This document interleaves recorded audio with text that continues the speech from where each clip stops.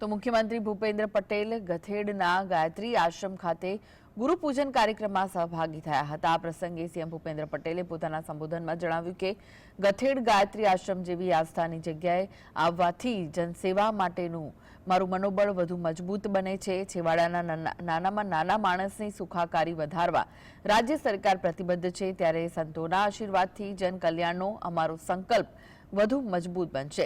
મુખ્યમંત્રીએ વધુમાં કહ્યું કે માગશર પૂર્ણિમાના પવિત્ર દિવસે પૂજ્ય લાલબાપુ સમા ગુરુવર્યના આશીર્વાદ મેળવવાનો અવસર પ્રાપ્ત થયો છે। સાથે જ ગથેડમાં ક્ષત્રિયો માટે સૂચક નિવેદન પણ આપ્યું। મુખ્યમંત્રીએ કીધું કે અમે ગુરુ પાસે માંગીને જશું અને આપવાનું થશે ત્યારે અમે આપી દઈશું।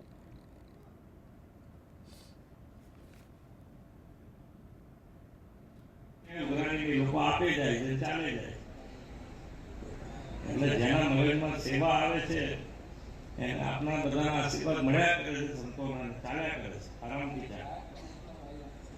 ઝાડકી લોકો બહુ સરસ ખૂબ સારી સેવા કરે છે લોકો આપણને। એટલે આવી બધી જગ્યાએ જઈએ એટલે અમારું મનોબળ પાકું થતું જાય કે ના, સેવા માટે કશાની જરૂર નથી, કશું આગળ સેવા કરશો તો એની માટે